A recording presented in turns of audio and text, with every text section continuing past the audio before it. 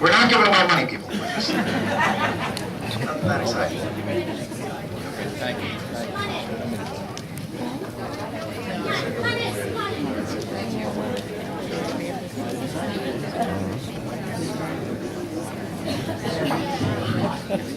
Yeah. Why do I get over there? Yeah.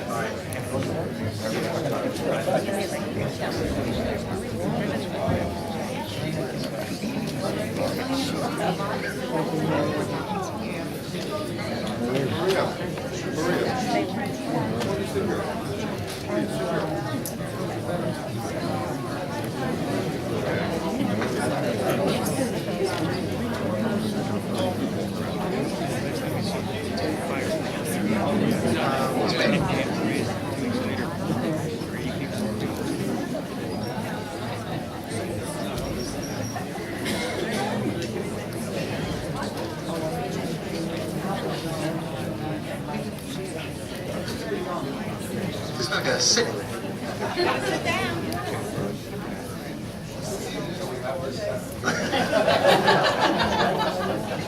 Blood sugar.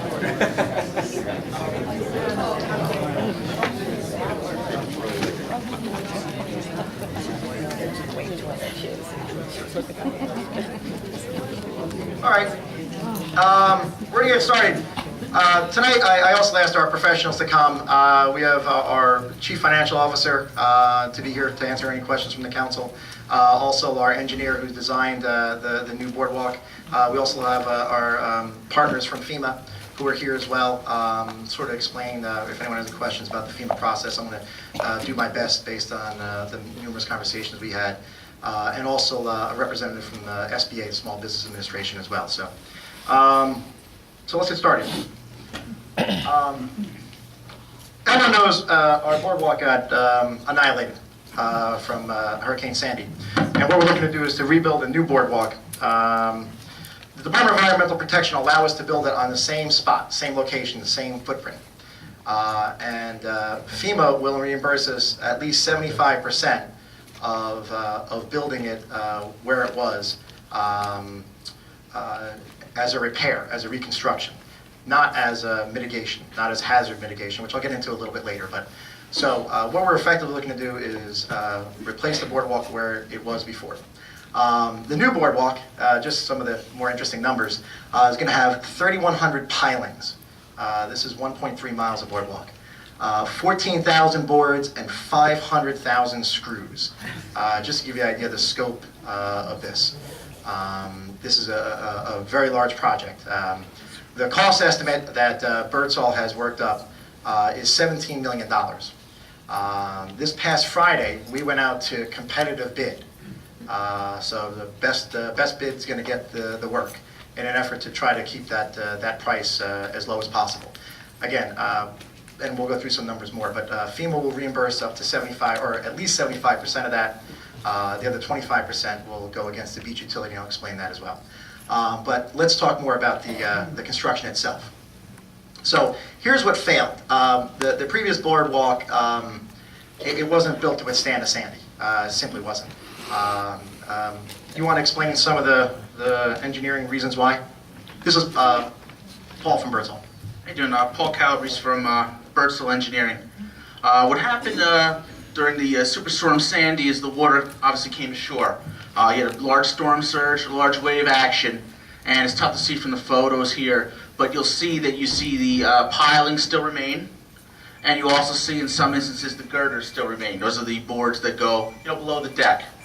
The deck and the framing for the deck ripped off. The reason they ripped off was because of the way it was constructed. It was constructed your typical boardwalk design, from 70s, 80s, 90s. That included just connections with either screws or nails. Things have improved, and there's new methods of construction to help alleviate that issue for the future. One item of notice is that the 19th Avenue section, which is the only piece of new boardwalk on the beach, and let me explain that because I know everybody's noticed that there's new decking every year put on. That is simply the deck that was put on all those years, that was done every year. At 19th Avenue, there was a whole new section, new piles, new timber. new decking. And this section was put on for the bathroom trailer that was put on at 19th Avenue back in, I like to guess was 2003, I could be off by a year. The difference of this section is the piles were put down to 25 feet for scour protection for the storm surge, and the boards were strapped down with the use of, were termed hurricane straps. That's actually what they're called, and that's part of the design to conform with what's called ASCE 7, which is the codes and standards that have been put in place that from all the hurricanes that have been, obviously hitting the, East Coast over the last 20 years. So this is something that the American Society of Civil Engineers has put out, to give a better construction method. And the section, as Colleen has put up, is the section we put out for bid, and I think the boards are outside for anybody's review, that show the construction. We show the 25-foot timber piles, we show 4 by 12 timber girders, which span from pile to pile to give that strength across, and then we have what are termed stringers, which are joists, you would call in a house, and those are 3 by 10, and those are pretty much their purpose is to hold the decking, because the decking can only go so far, whereas you noticed on the Belmar boardwalk, especially as they get older, you get that bowing effect, and this will address that bowing effect as well. And then for the decking, we have gone out to bid on 2 different deck types, and we will see, how the prices come back. One is similar to what you had before, but I guess the newest generation of the composite lumber. Obviously, over the years, they've made it better and better. The one that was put on the boardwalk, Belmar was advanced in their time when they built that boardwalk or decked that boardwalk, and that was one of the first iterations of the what I call the Trex material. And this is the newest version. Every year they come out with a newer and better version. And then the other item we've gone out to bid with is it's called the E-Peg. It's a hardwood, similar to what Avon has on their boardwalk right next door. And obviously we're going to check pricing, because we're trying to keep this cost competitive and get the best prices for the borough.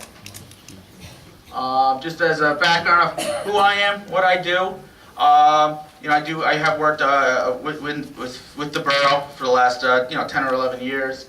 I have 15 years of professional experience, and while I have worked with the borough with many numerous engineering projects, my background, my strength is waterfront structures. That's what I do. Boardwalks, seawalls, marinas, things of that nature. So this is my expert field of what I do. I have listed a few projects that I've done, but that's okay. We'll go to the next one.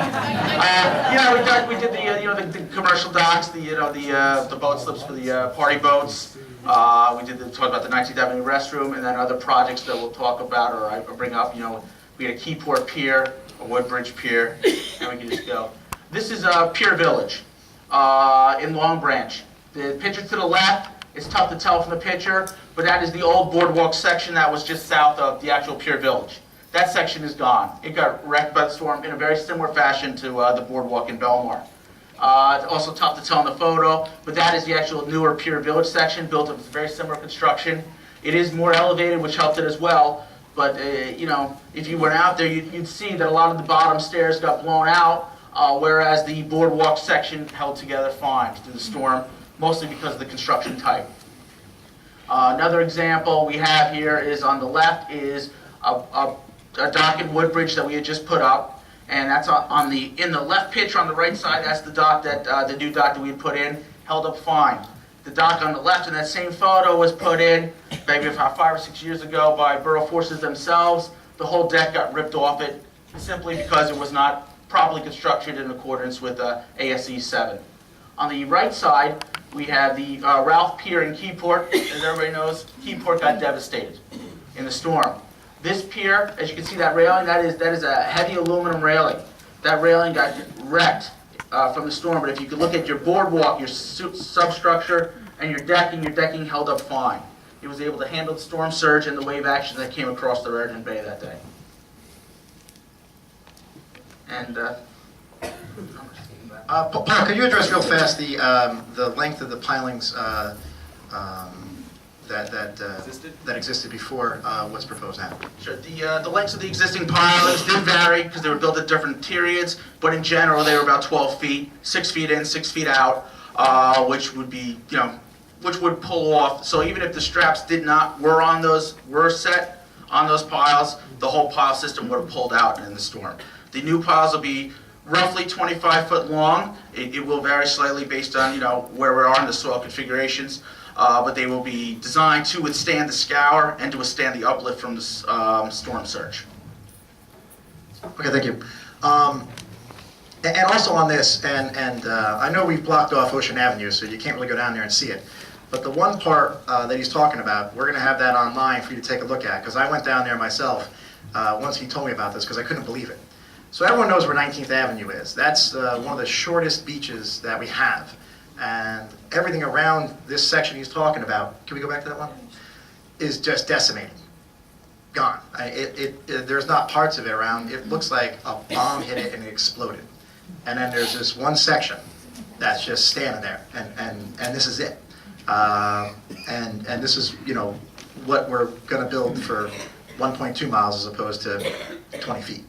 Again, all we're doing is building up to what existing code is. So to satisfy FEMA requirements, we can't make drastic improvements. They're not going to pay for a Cadillac boardwalk, but they will pay for a boardwalk that's built to 2012 standards, which obviously building codes are getting better all the time. Again, not that you're allowed to go on Ocean Avenue, but if you did, you would see the older homes and what a beating the older homes took, whereas the newer homes with hurricane-proof windows and the right type of construction, they fared really well. I mean, they may have got water in the basement, but they're not structurally unsound, whereas some of our other ones were condemned because of how hard the storm hit them. So again, the proof here, literally in our own town, that existing code is built to withstand what was the largest storm ever in the North Atlantic that hit our town in what was the epicenter along our ocean front. And that's what we're going to build to. Next, I do want to talk about the financing. Again, and the relationship with FEMA is a partnership. I had an opportunity to talk with the mayor of Pass Christian in Mississippi. They were devastated worse than us. And he told me that, you know, they don't give you a blank check. They don't give you, we guarantee anything. It's a partnership between you and them. Now, we have their guidelines, and we're going to do everything to their guidelines. And we call them on the phone, and we tell them what we're doing. We send them emails so that they know exactly what we're doing the entire time. Because it's important for us to get reimbursed that 75%. Now, everything we're basing financially is on 75% reimbursement. The governor's office that we have a conference call with on a weekly basis, every Wednesday at 10:30 in the morning, Colleen have a conference call with the governor's office, and the calls we've had with numerous members of our federal delegation, Democrat or Republican, has all been the same, that they're working on getting 90%. The numbers I'm going to show you today are at 75% FEMA, 25% beach utility. They're working on 90% FEMA, which would mean 10% beach utility. So we're going to put up as conservative an estimates as possible. And here are our estimates. The expense is $20 million. Now, $20 million includes $3 million for debris removal. You've seen crews working up there since the day after the storm, or 2 days after the storm, really. On the third day of the storm is when Paul and his team started working on designing the new boardwalk. But the $3 million of that 20 is for cleanup. The other 17 is our estimate, again, for reconstructing the boardwalk. But it gets put in the same bond. Now, we're going to do very short-term financing, somewhere between 6 and 12 months financing on this. The reason why is FEMA, again, pays on receipt. So once the work's done, we get a bill from the contractor, we got to pay the contractor, we take that bill, we give it to FEMA, we get reimbursed our money. So we're not going to go with a 20-year bond right now. We're going to go with a 20-year bond once it's finished and once we've gotten our reimbursements back. We anticipate that being a total of $5 million. Interest rates right now are very good for borrowing. Just as a background, I'm a financial advisor for Investors Bank. I work with a lot of seniors, and unfortunately right now seniors trying to make money off of CDs and other fixed income investments are getting killed. But if you're trying to buy a house today and you need a mortgage, rates are historic lows. Well, they're the same thing for municipal borrowing as well. We're estimating, based on the research from our CFO, of a 4% interest rate. We actually think it'll be lower than that, 6 to 12 months from now. It's not going to increase from anything that it is today. But we think we'd rather err on the side on the high side. So at $5 million at 4%, the annual debt service to that would be $367,000. Right now, our beach utility has no debt whatsoever. Over the last couple of years, we've paid that down to nothing. So we have no debt service. That means we're going to add this debt service on. So we're going to add on an expense that we haven't had in the last year. To cover that, we're going to have to increase revenue, and we're also going to save some money elsewhere. We're going to increase revenue by increasing daily badges $1. Right now, a daily badge is $7 for an adult. 15 and under are free. We'll continue to 15 and under is free, but for an adult, it's going to go from $7 to $8. A nominal increase. We're still going to be below neighboring communities.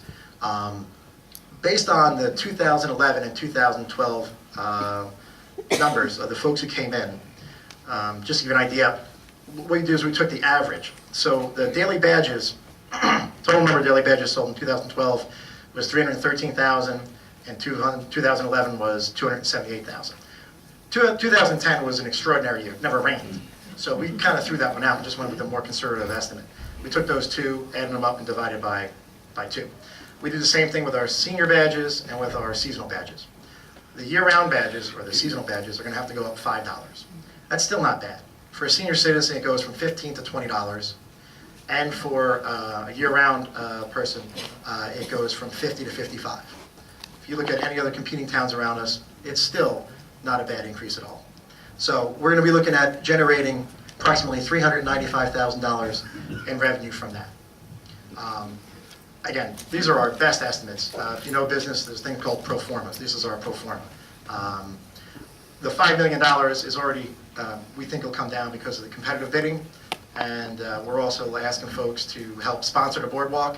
Hopefully you got a sheet when you came in. And we have everything from the big kahuna down to the beach fund. So we've already started raising money on that, and we haven't even really tried.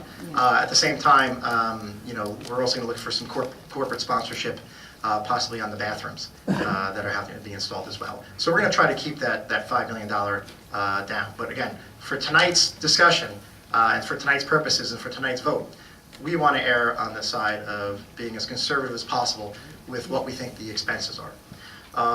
Now, another area where we're going to lose money are the concessions. What we're going to hope to do is have trailers for the concessions on the boardwalk for this summer and generate some revenue there. But we're going to assume we're going to get nothing. We're going to assume $0. That would be a loss of $111,000 to our beach utility. So if you think about it, profit and loss statement, we're going to increase revenue, we're going to increase expenses. Now I just told you we're going to decrease revenue $111,000, and that's based off last year's numbers, not an average, but a true number from 2012. We're going to offset that because one of our line items that we consistently have in the budget is capital improvements. Our capital improvement budget is usually $390,000. Well, if we have a brand new boardwalk for $17 million, we're not going to need $390,000 in capital improvements. So we're going to bring that maybe down to about $100,000. So that 111 will be offset by the savings of $290,000. So again, when we look at this, our revenues are going to go up one place, down another.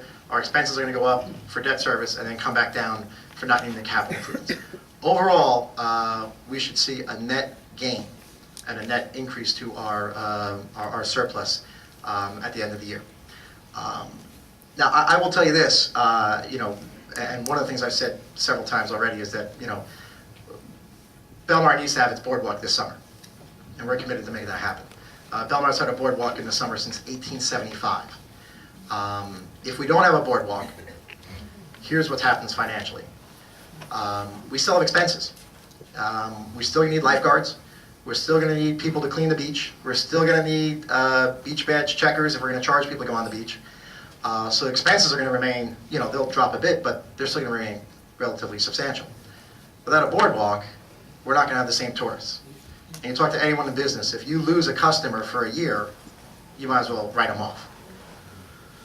The problem with that for taxpayers, if we if our beach revenues don't match or exceed our beach expenses, the state doesn't come pick it up, the federal government doesn't pick it up, the county government doesn't pick it up. It's borne 100% by taxpayers of the borough of Belmar. So not only is it important for us, I think psychologically as a town, and for the spirit of our town to have our boardwalk back, but financially it's imperative for us to have it back for tax dollars. Otherwise we'll be paying for the beachfront, and also for our small businesses. You know, you all shop and buy in Belmar, you know who owns these places. It's us, it's middle-class families. Imagine if you went without a salary for a year. It's devastating. And the last thing we need is businesses going out of business on our main street or on our beachfront. What's our next slide? Oh. So that pretty much wraps up our presentation of what we're looking to do. Again, all this is going to be online. The bid documents are also online if anyone's interested or wants to review 172 pages of legal mumbo jumbo. We're hoping to award the bid to a contractor the middle of December. This entire time, one of the things Birdsall's been challenged with and doing an outstanding job is finding the materials. It would be terrible if we find a contract, we have a good price, but there are not enough pilings, or there's not enough wood. So one of the things they've been doing is aggressively going out and finding people who have these materials all around the country. And the other thing we're trying to do, just like with the cleanup effort, you know, one of the things that we were successful in the cleanup effort, we got good contractors early, and they did a great job. Other towns are still getting their contractors. Talk to folks in Ocean County or some other towns in Monmouth I'm not going to mention. They're not nearly where we are as far as the cleanup effort. Well, we also want to be the first in the race to get things started for the summer. That way we can get the best contractor at the best price and the materials that we need to get it built in time for the summer. I will tell you just a couple highlights of the bid. There's a substantial bond. The bond's going to match whatever the person is bidding. So if the person bids $16 million, they have to have a bond for $16 million. So there's not going to be any rinky-dink outfits trying to rebuild this boardwalk and trying to low bid it. Also, there are substantial financial penalties if they miss their milestone, if they miss their completion date. Penalties $7,500 a day. So again, only contractors who know what they're doing are going to bid on this. Now, I will tell you, the contractors that I've spoken with who are looking at this are folks that build bridges. You know, to me, this is a huge project, a massive undertaking. I'll tell you, I took Birdsall's information, and I think they do a really good job, but just to be, you know, extra level of security, I brought it to another engineering firm. I brought their work to another engineering firm and said, what do you guys think about this? And they said, they're building up to code, they're building up to standards, looks really good, that's what we would do ourselves. Just to double check. Not that I question them, just to double check. I never question people smarter than me. So, you know, I think we have a solid plan to rebuild the boardwalk. We can be safe and secure knowing that financially, this is not going to negatively impact the taxpayers in Belmar, so long as we get this done on time. And you know, today's really the start of that, and that's why we want to bring you all in on this conversation. Again, everything's going to be online. There'll be an area for you to comment.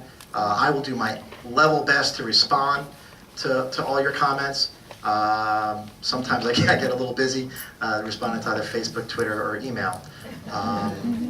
But if you have comments, questions, or suggestions, please put them on there. I don't want you to think they go into a black hole. We do look at them, we do review them. We send them on to our engineer for possible suggestions as well. So that ends my presentation.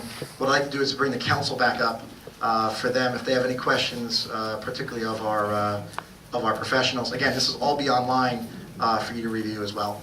All right?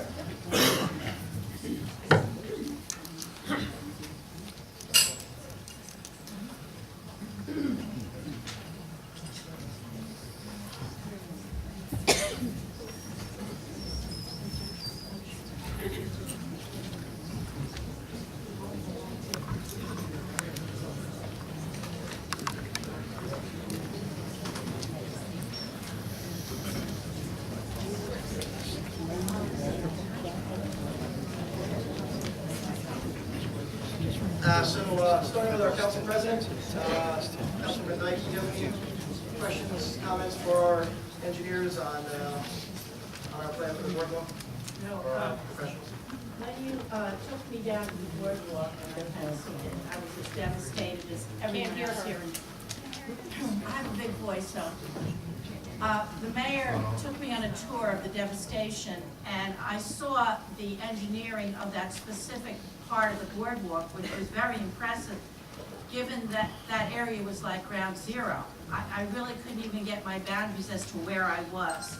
That's how devastated the area was. But to see this one little section so intact was very impressive. So I basically support what our engineers have projected, and I support the financial aspects as was presented by the mayor, and I think we're going in the right direction.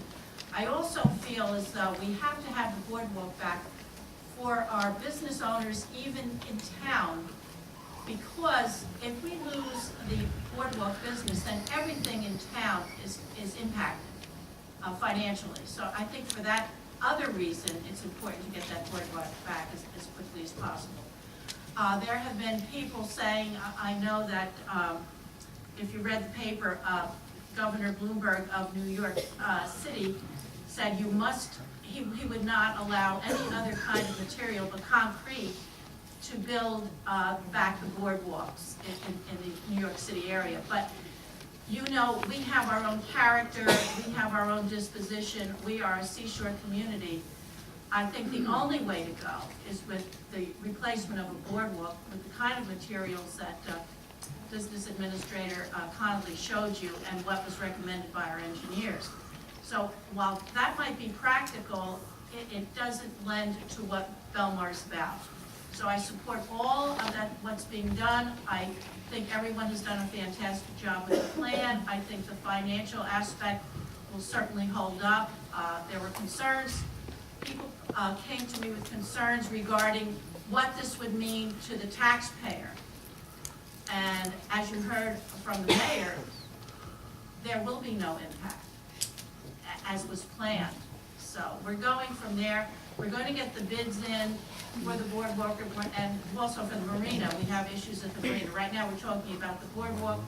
I think it's a good plan, and I'm in favor of it, and we'll certainly answer any questions that you have after this, but I think we're going in a very, very good direction. And also, you know, to piggyback on Councilman Zeiche's comments on the concrete, FEMA wouldn't fund it anyway. It'd be exceptionally expensive, and it's not replacing what was there before.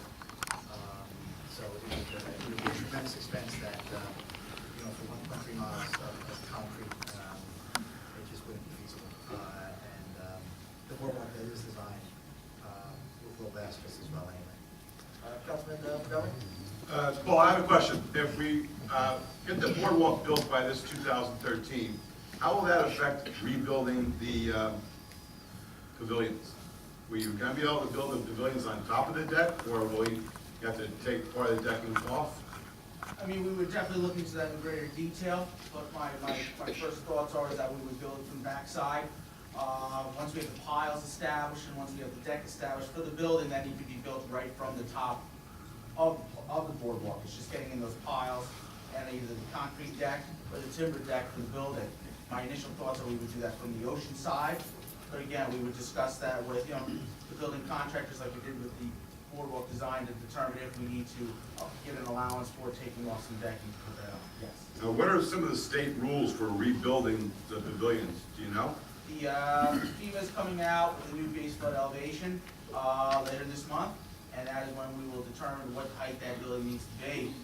That is something that is unknown at this time, what height we need to put that first floor at. In terms of your construction type, we would, of course, you know, build the same typical standards, the same ASC 7, to hopefully ensure that in Hurricane Sandy that building will withstand. And the size of the pavilions, how is the footprint set? From what I understand, we have to build it in the same footprint. But how is that footprint where Teller Pavilion was set? I mean, who's to say that was the right size? It's set based on existing aerial imagery that the DEP has access to. They do new aerials every year. So that's what they will pull up to confirm and bring in the right spot. And of course, we will show them historic plans, which we do have. Okay, I thank you. have another question. Just very quickly. I happened to meet with our business administrator today, and there was some concern about the amount of money that we would receive from FEMA. We will definitely, and this is what I understand, and she could reiterate this for me, we will definitely be getting a 75% reimbursement, is that That correct? is correct. Because of a law that's in place.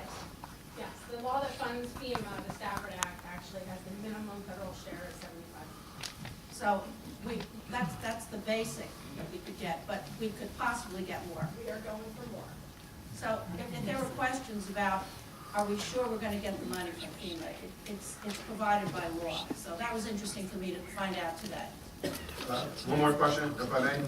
What about the restrooms?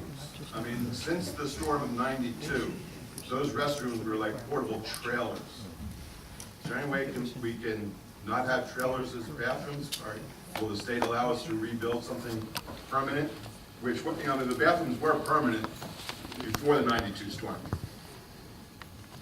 Again, Brian, I wasn't here Yeah. before '92, but were they coming in that location? No.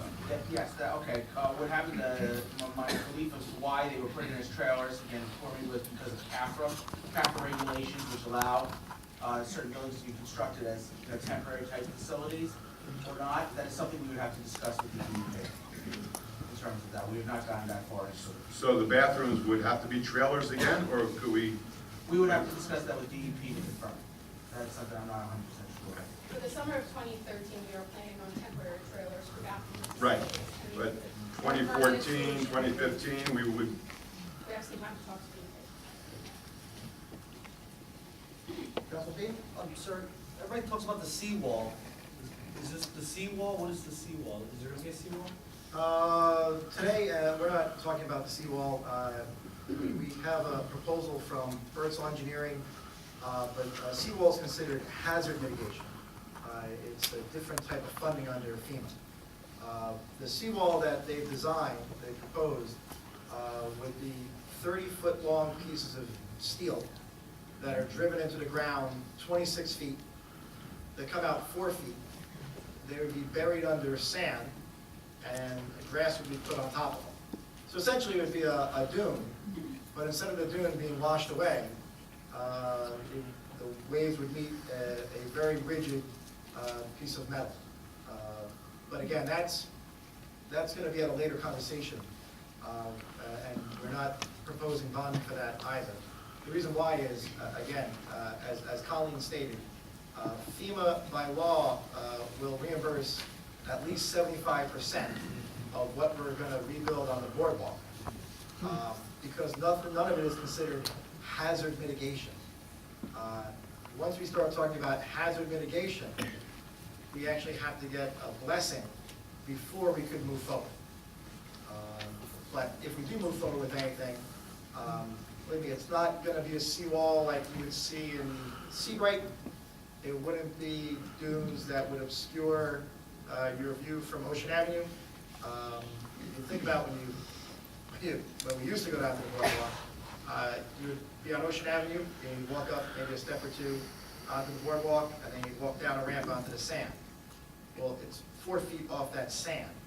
So it would primarily help protect the boardwalk, but at the same time, particularly for people who live in the southern part of town, there would at least be a barrier to the water that can come into the southern part of town on a nor'easter or a bad high tide sometimes.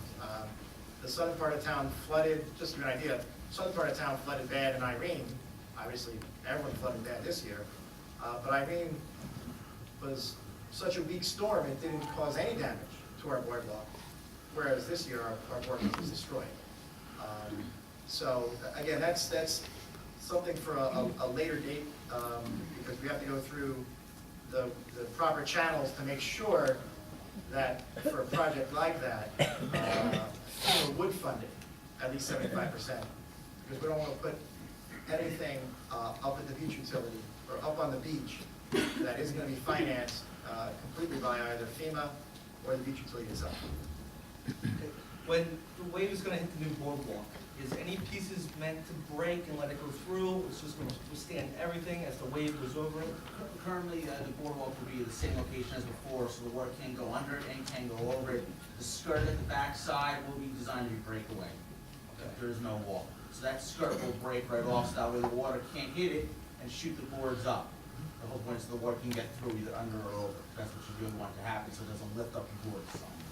Really jack up.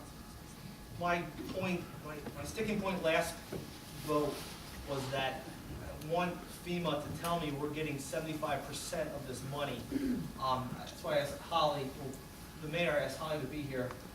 Holly, you're with FEMA. Can you guarantee us 75% of this 20 million? I wish I could, Ms. Beam. I don't have fiduciary responsibility for that project. But what I can say is to reinforce what Colleen has already said, and what the other council lady has said, is that for the entire project, to the eligibility of replacing in kind what was there before the storm, 75% of that is an eligible funded project. Okay, you had, when I spoke to you earlier, you said about getting it certified. Is that the correct term? But once the project is written with the project officers that are in town to do that, then it will be actually approved by the state and by FEMA as a project. And once it's approved, then you can hang your hat on that amount of money. Okay. Unless there are adjustments in the end, depending on the type of material you use, or if something was discovered that needs to be brought up to code that possibly might not have been. And by the way, I applaud the fact that you took your plans to another engineering firm. Not that you had any question about this one, but it makes everyone feel a little more comfortable that nothing has been missed. And that makes us, reassures us as well, that nothing is planned that is bid, so when it's bid, you can pretty much guarantee that the bid amount is what the project is going to be. How close are we to certify email? We've had our kickoff meeting with the public assistance officer, and we've asked them to fast track us for a kickoff on the construction. They're still assembling their teams, they're still dealing with some towns on debris. So we've asked them to put us in front of the line, and they've said that they would, for having that construction kickoff. A week, month, no idea? I'm hoping to get an appointment within a week. And do you know, would it get certified if we have that appointment? Would it take a month to get certified? Any idea how long it takes? I hope to have project worksheets done on this by the end of the year, and that's been a conversation that we've had with our public assistance officer. The public assistance team that is here, along with the state, is more in control of that time frame, as well as working with the engineers to be sure that the understanding of the entire project is set before the project worksheet is written and brought into certification. In your opinion, is the end of this year reasonable to have this certified? Not being on the engineering team or the public assistance team, I can't say that that's reasonable or not. I would think that a couple of months would be enough time, for the project to go through. But keep in mind, there are thousands of projects that will be written. And while the team is dedicated, to do the best job they can for Belmar, they may not be able to spend full time here dedicated on this project, from the beginning right through to the end. There may be breaks when they have to go to serve other cities. So with that in mind, I'd say that working with Colleen is the best answer to figure out exactly how that process moves along quickly. Thank you. Also, again, I just want to introduce Holly. Holly's up from Georgia. This man did not spend with his family on Thanksgiving. He spent his Thanksgiving in a hotel room in Mercer County. And he's doing an outstanding job. And sorry, the other thing is pretty cool. And he actually loves us Northerners, he said.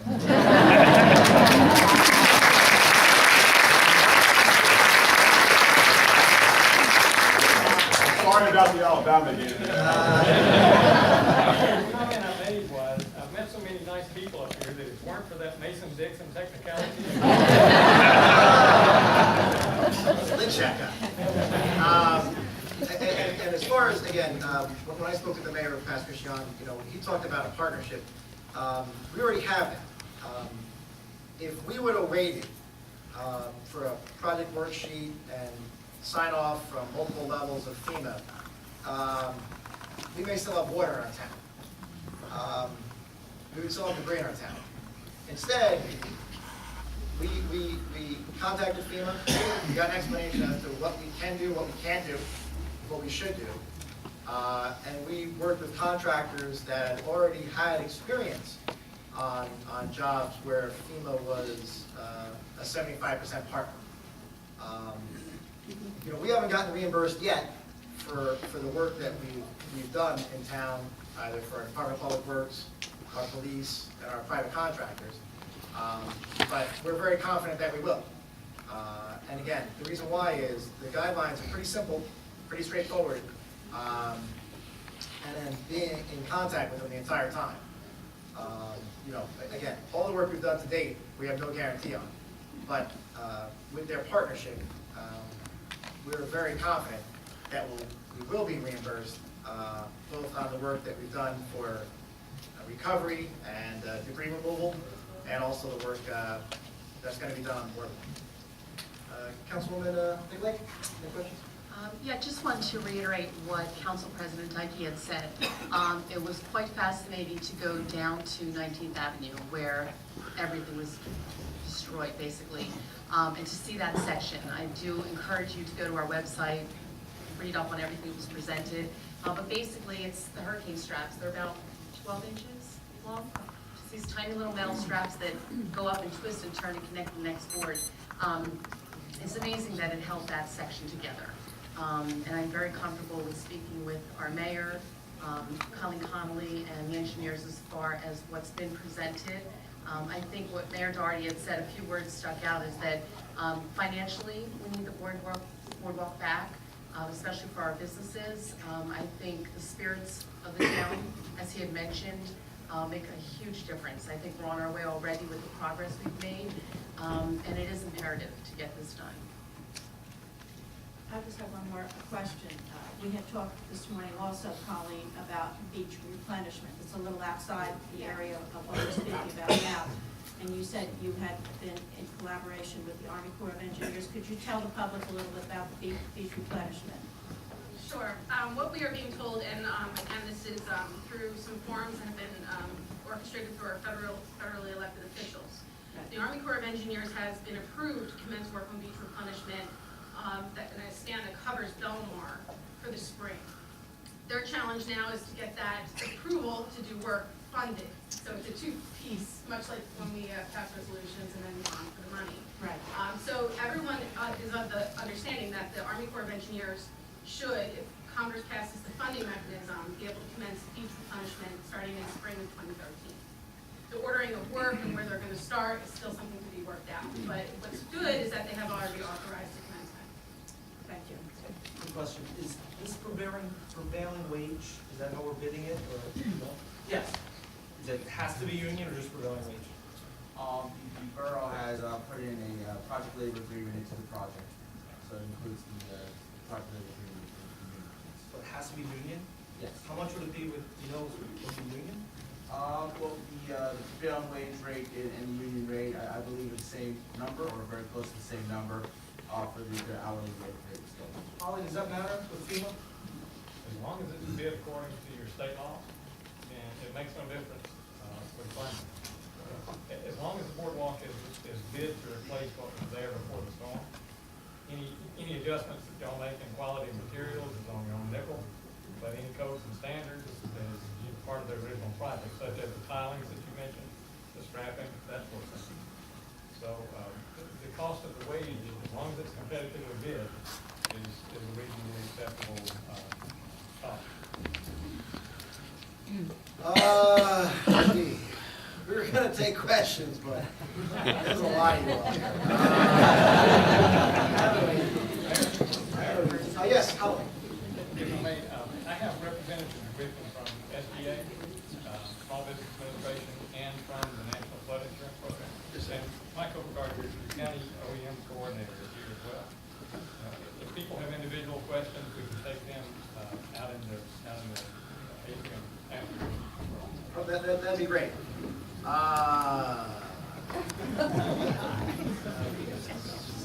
1 minute per speaker. That's a lot of minutes. Yeah, anyone who's 90 or older, raise your hand.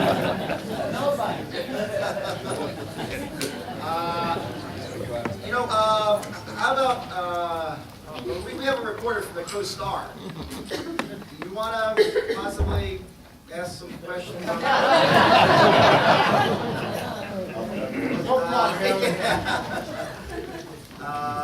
we have a Patrick reporter. Do you want to ask anything? Oh, no one's on here. How about we do, because everything here, by the way, everything here is on the record. This is on the record meeting.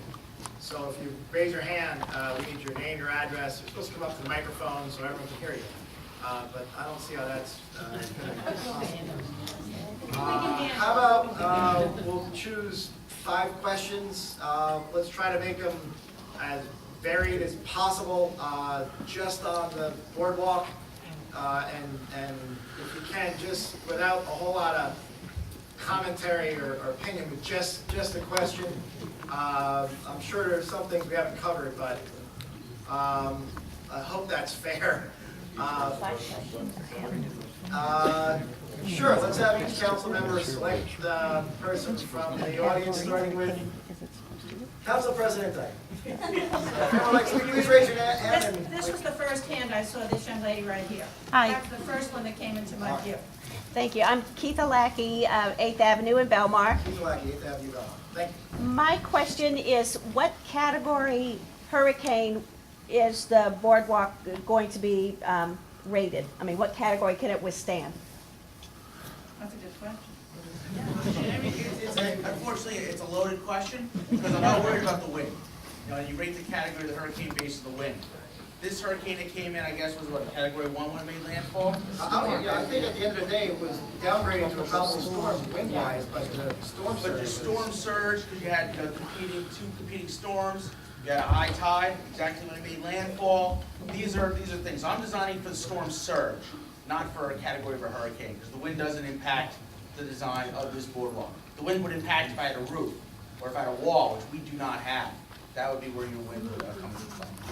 I will tell you that, and we had, leading up to the storm, we had conference calls with the governor's office, and they had people on there from the National Weather Service. And their biggest concern was tidal flooding.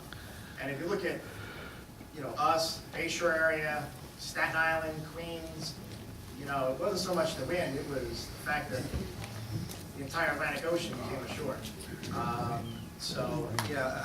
That's not a great answer to your question, because there's really no rating to it, but it's really not designed for a rating. It's designed to mitigate, or rather to stand up to as strong a storm surge as we just had, based on the evidence we see down at the beachfront where it's engineered like that. Councilman Governor? I saw this gentleman right here. Thank you. Mark Zimmer, 303 B Street. First of all, I think you're doing an outstanding job, so thank you.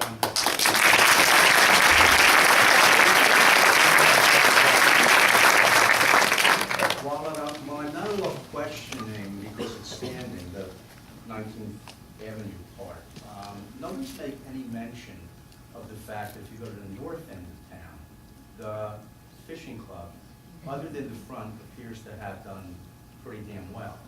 Now, I know it's not parallel to the ocean, it's perpendicular. I'm sure there's a lot of structural reasons, but it also is a structure that looks like it came out of this thing pretty damn intact. And that, I haven't heard that thrown into the mix here. I'm kind of left a little bit wondering what up with that. Maybe we should. And I also have a second question. From our understanding, part of what helped that, as you go further north, the beach gets wider. And that's one of the reasons why we're really advocating for beach replenishment, to make the southern part of town significantly wider. Now also, there's an ongoing argument, I guess you would say, with the Army Corps of Engineers about closing the notches in the jetties. By the fishing club, they have that enormously long jetty coming out of the inlet. A lot of sand collects there. You're right, I mean, the fishing club is 100 years old? I mean, how Brian was 30 when it was built, so. But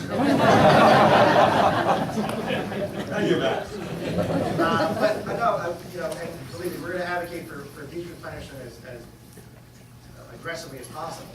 But that's a federal program. It's the Army Corps of Engineers. And again, we're going to advocate for that. And our engineer can speak a little bit about the notches. If you want to speak about that as well, the jetty notches. Yeah, I guess what you do is you have the water can determine, you go north and south. Comes up from the Point Pleasant Channel and goes to the north. Because the sand gets caught by the groins, the small jetties. And what happens is that there's notches in the jetty that allow the water to travel through, which erodes the beach. It's pulling sand away. And that also gives extra force on an impact from a storm. So you lengthen those groins, you fill in those voids. What you're going to do is you're going to keep the sand there, you're going to keep the beach larger, and you're not going to let the water come in. And obviously there's also some shoaling issues at the end of the jetty that was always concerned with the Army Corps. But I guess that's your trade-off. But you're comfortable from a structural standpoint, if there's, again, as you said, it's a 100-year-old structure, and from a standpoint of cost and whatnot, there's no lesson to be learned? The fishing club held up because it has a height. It's up in the air as well. The waves didn't reach the deck at the end there. The waves that reached the deck at the end, it would have tumbled over. Its construction was very similar to the boardwalk's construction. But what happened on the boardwalk, because it is at, when I say lower, but it's at a reasonable elevation, obviously we can't put up the elevation of the fishing club, is that the connections were hit, and that's where the storm surge hit. On the fishing club, the storm surge hit the piles. And the piles they're old, they're green hard, it would last forever. And that's what got hit, and that absorbed the flow, and also, it's not as rigid, it's swayed. I mean, I wasn't out there during the storm, but I bet you that thing moved back and forth when it was hit. Last thing, slightly off topic, would you say a word or two about what's happening with the lake? All right, Silver Lake or Lake Como? There's been a large program of debris removal. Debris removal is important because FEMA will reimburse us for debris removal. And it's important how it's phrased. So we're doing that at the same time. We're obviously trying to mitigate against future storms, including just flash flooding that we get from a bad thunderstorm in July. Nothing to do with any hurricanes or nor'easters. But we should be completed with Silver Lake. Lake Como's already completed. Silver Lake should be completed by the end of this No, week. it's not. And then it'll get, it's going to take a little bit of time for the spoils to dry out. Birdsall's already done testing on them to ensure that they are safe and they're clean, in case there are any concerns about that. And obviously, it's going to increase the size of it, so we can increase the amount of water that flows into it before it overflows into people's homes again. We want to try to mitigate as much as possible future flooding as well. You want to say something? If I could just interject, it's important on Silver Lake that we're not increasing the elevation of that station. And that could be a project that we're in advance as well. Correct. Council Dean? Aileen Fay, 400 River Avenue.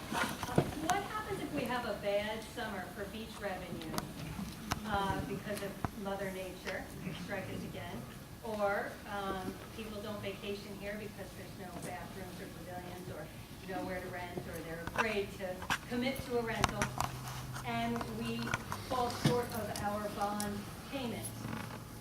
What if we can't pay a bill? What happens? That's a great question. And as I mentioned before, the biggest concern is if people don't come this summer. And I can tell you, if there's no boardwalk, people aren't going to come this summer. If Mother Nature comes, and businesses know this, look, if it rains in June, it's a washout. But at the same time, if it rains in June, we're not putting lifeguards on. We're not putting as many DPW workers. Obviously not putting beach badge checkers. But if it's sunny in June, and we have to have all those things, and we have no boardwalk, the cost will be borne by the property taxpayers in Belmar, and it will be substantial. It will be a substantial cost. Yeah, I know we need more, but and what happens if we can't pay our bill? Like any year, if we can't pay the bill at the beachfront, there's no federal dollars, no state dollars, no county dollars. It's borne by the taxpayers in Belmar. If we don't have enough revenue at the beachfront to match our expenses, I don't know if that's ever happened, not in recent time anyway, but not that I can remember. But that's, you know, that's a major concern and a major driving reason to get this thing done for Memorial Day weekend. And as our business administrator, Colleen mentioned before, we're going to have bathrooms up there. It's required anyway, plus we should have them. And we're going to look to have trailers, temporary trailers, much like you see at the 9th Avenue Pier, for our vendors who were there last year. And, you know, we want to bring them back, and also as, you know, as something for people to go to. But I will tell you this, and talking to people around the state, you know, the amount of support we've received has been amazing. You know, from the governor of the state of New Jersey to a third grader in my daughter's class who wants to be her piggy bank to build boardwalk. So I am very confident from a business perspective that if we, assuming we build this boardwalk as we're saying, we're going to have plenty of tourists. I'm sure people will be complaining about parking at that point. Councilwoman? What do you want to do for your question? The farthest person back. Yes. The gentleman outside the door. Probably not going to like what I have to say. All right, the next guy. My name is Charles Ball. I live at 1501 Ocean Avenue, you know, right in front of the ocean. Fortunately, I had no electric for, unfortunately, Yes, for sir. 16 I'll days, just but no remember, stop damage the board, inside sir. my building. On the board. Right. I don't understand.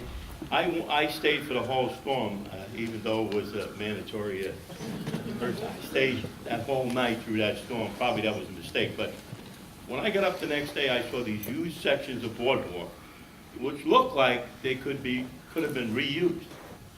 Nobody came up there to inspect them. I thought that was treated lumber, and I thought they could have they were like 20 by 30-foot sections of boardwalk that looked okay. But the machine just came in and just destroyed them. And I could not understand that. There was no inspector that came there, because I was up the whole time to look at them and say, wait, we can't Your use this question wood is, again. your question is about why we didn't.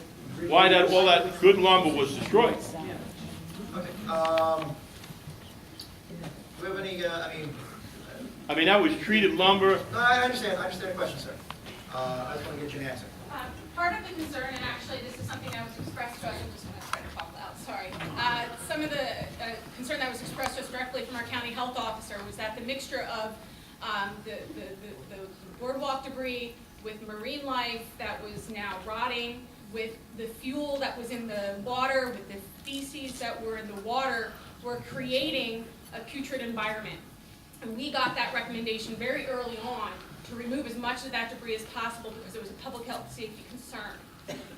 So that is actually the answer that I can give you now. Some of the other answer is that certainly as portions of the boardwalk look intact, they may have shifted structurally. And so that's part of, again, of the reason why that debris was hauled out and moved down to our temporary debris station.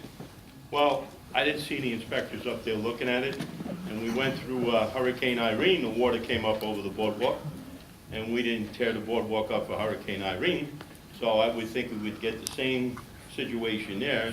The water came across the street in Hurricane Irene, right up to my building. Thank you, sir. So I just don't understand why they destroyed all that boardwalk. All right. One last question. Yes, ma'am. Since you're sitting on the floor, you definitely get for the floor people. Stand up. Hi, I want to just say that you did a phenomenal job. I've had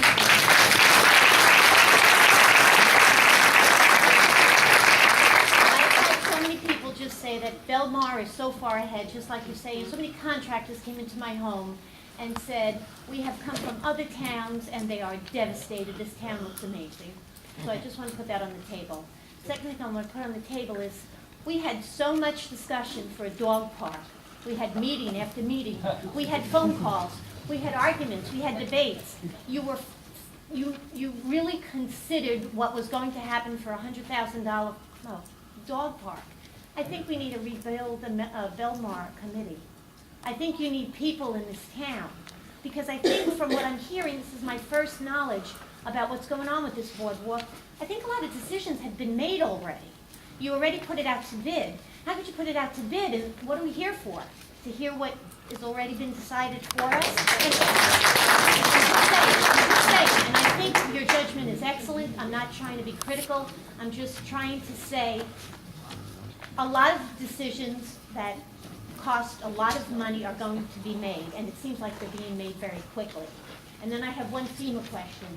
You said that FEMA will pay to replace, not rebuild, not enhance. But can't we take that replacement money and save it? And then if we choose to enhance, can't we just add a I mean, I'm just saying, because like, they'll replace a furnace, they'll get a certain amount for a furnace, but if you want to upgrade to a high efficiency, well, then you kick in. So, do we want to consider that? Are we moving a little bit too quickly here? I agree. I think there's going to be, and other people have emailed suggestions, again, Facebook, Twitter. You know, we're really limited in what we can do with the boardwalk. You know, the DEP, New Jersey Department of Environmental Protection, will allow us to rebuild on the same footprint. FEMA will reimburse us for putting back a similar structure up to code. Where I think there's an opportunity for a lot of public input is, you know, what kind of buildings we want to put back. You know, do we want the Taylor Pavilion to be a two-story building? No. Do we want the Matisse building to be a two-story building? No. Do we want, you know, do we want other options? And I think at that point, and again, you know, the buildings, we'd love to have them back in time for the summer, but it's just not possible.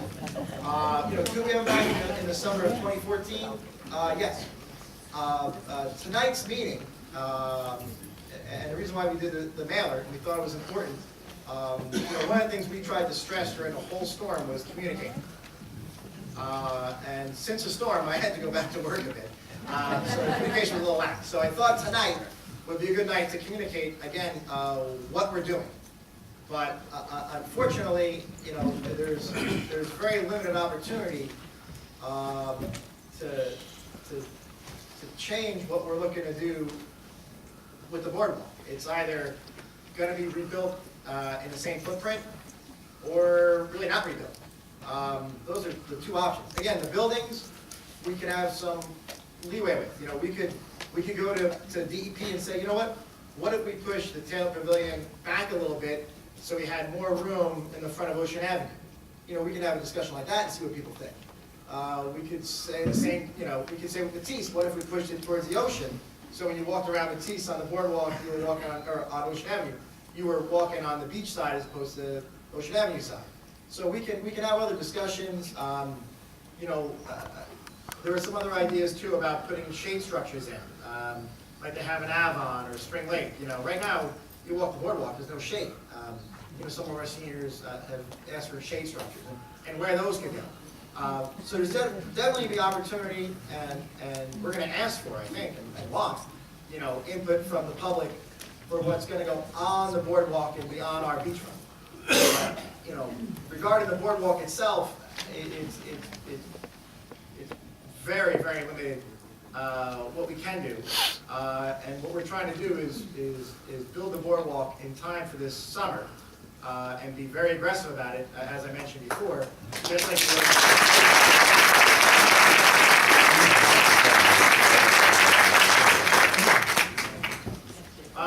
Five more questions, please.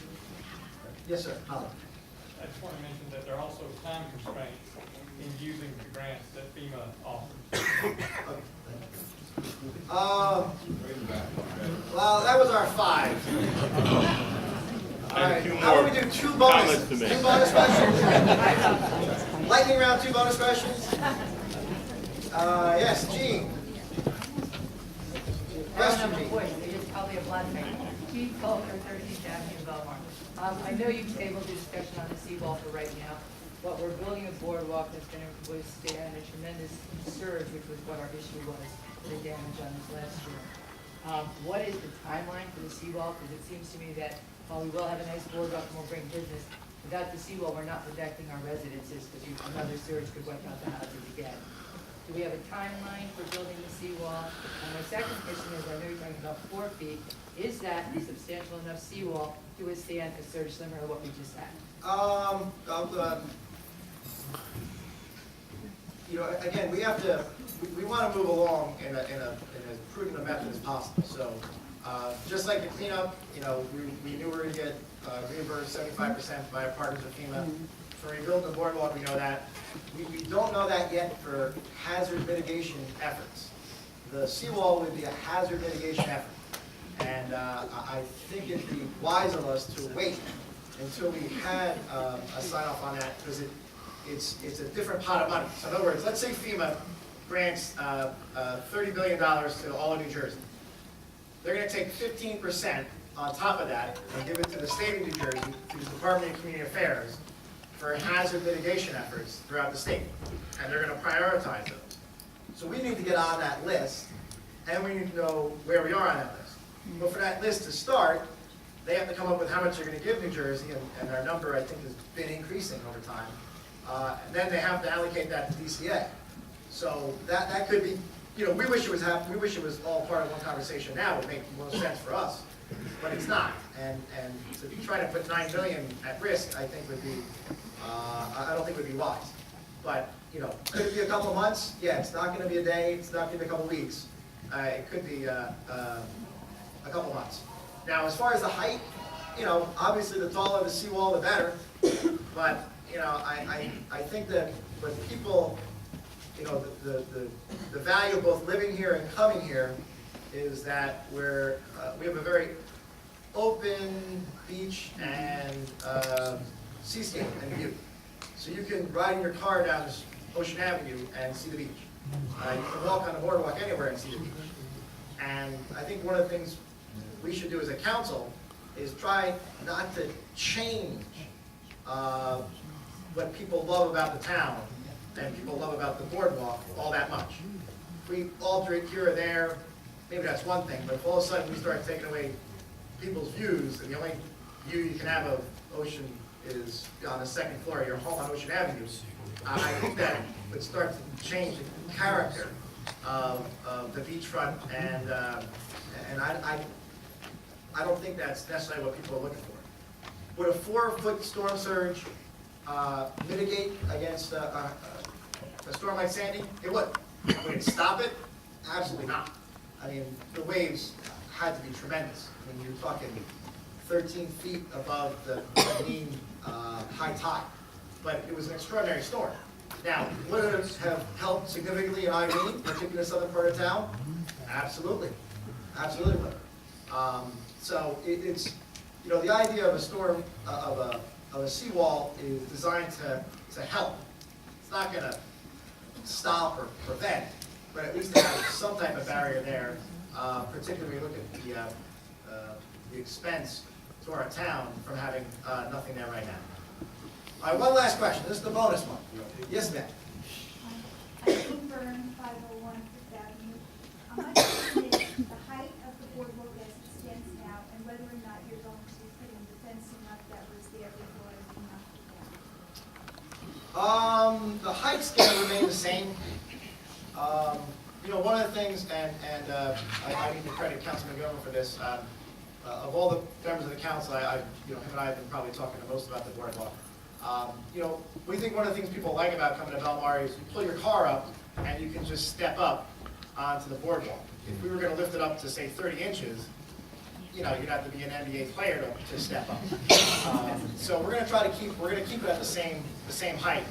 But again, built up to code 2012 standards, it would be substantially stronger even at the same height. And as far as fencing, There used to be fences along the ocean side, and then some of them were gone. You know, we can discuss that, or I'll tell you right now, it's not in the bid, but because again, we're looking to replace what was there before Sandy. So, you know, if there were fencing there, it would be a different conversation, but since there was none before, you know, we can look at it and price it out, but Oh. It's not. All right, thank you, ladies and gentlemen. Again, please check our website, and we'll try to communicate as much as possible. Give us feedback. We'll get back to you. Thank you.